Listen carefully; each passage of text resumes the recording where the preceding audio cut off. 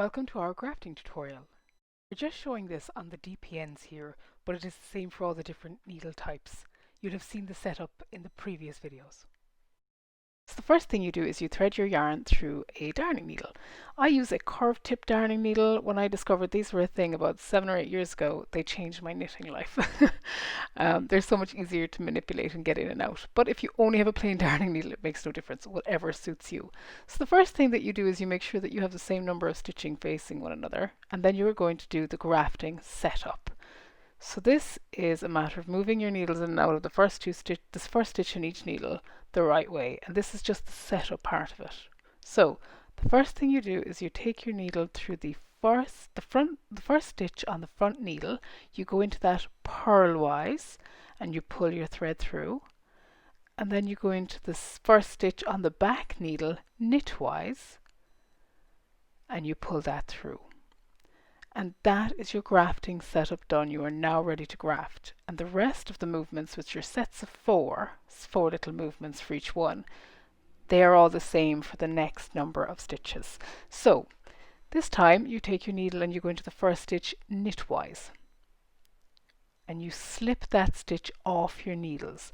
I leave my darning needle in when I'm doing that so that it pulls it out and gives it shape. Now you continue pulling it out through the thread then once you've that done. I just find it handier to leave it on the needle. I then take my needle and put it through the second stitch on the front needle, and I do that purlwise. And once I'm through, I make sure my thread is all the way through that. Then into the first stitch of the back needle, I go into that purlwise, and I slip that off, again leaving it on the needle so that I have a little bit of leverage. I pull my thread all the way through, and then I go through the second stitch on the back needle knitwise, and I leave that stitch on the needle. So it's a knit off, purl on, purl off, knit on movement, or as I think of it as a knit, purl, purl, knit. And that's after you've done the setup. So then you're ready to work the rest of the stitches exactly the same until the end. So now you've done the setup and you're now doing the next set of stitches. So that second stitch is now the first stitch on the front needle. So again you're going to go into that knitwise, slip it off, again leaving your needle in it to give you a little bit of sort of sturdiness. You're then going to go into the second stitch on the front needle purlwise,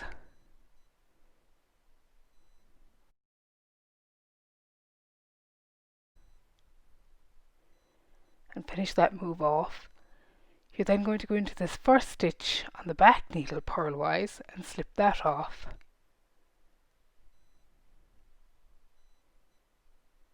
And then you're going to go knitwise into the second stitch and leave that on.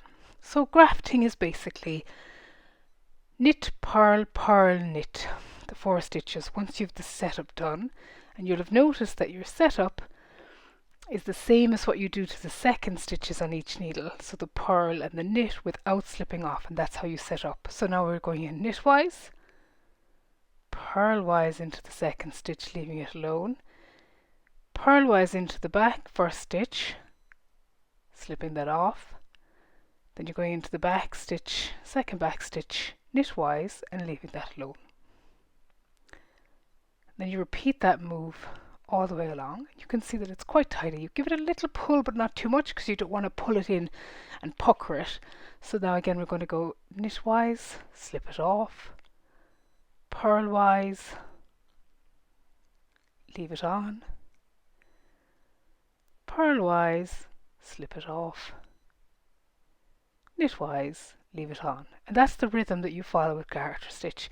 Now something else that you may see me doing here is, or with grafting, apologies, what you else is seeing here as well is that I finish the whole move by taking all of the tail yarn through the stitches after I finish each one. If you do a lot of mattress stitching, you will be familiar with the fact that you can do a number of stitches before you have to pull through the thread for the mattress stitch and it pulls it in together. I prefer to complete all of my stitches, or at least the 2 on each side, before I move on to the next one, because if you do too many stitches in advance it doesn't pull through like it does for mattress stitch. So that's just something to bear in mind. So you'll see me doing 2 stitches here at the front and possibly 2 at the back and completing those, but I don't do any more than that at the very most, but do finish your stitches before moving on to the next one is what I would say. So here we are, knit, purlwise still on, purlwise off, and knit and still on. And now you're at the last 2 stitches, and you are just going to do these as if you were doing the other ones. So you'll have done the first 2 are done. Tempting to go into the last stitch purlwise, but you don't. You go into that knitwise, because even though it's the only stitch on, you're still completing it as if it was the first stitch. So you go into that knitwise, slip it off, into the second one at the back, purlwise, as if you were just doing the first 2 stitches of the graft on each one, and then you are finished.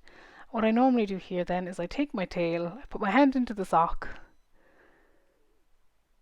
and pop my tail in through there, and then I'm going to seam that in later, and we'll show you how to do the finishing tomorrow, but for now you should just admire your lovely graft. So that tightens it up and tidies it in. There are ways of making that even smoother, but I wouldn't worry about those for right now. Right now I would just admire your beautiful graft in your lovely toe of your lovely sock.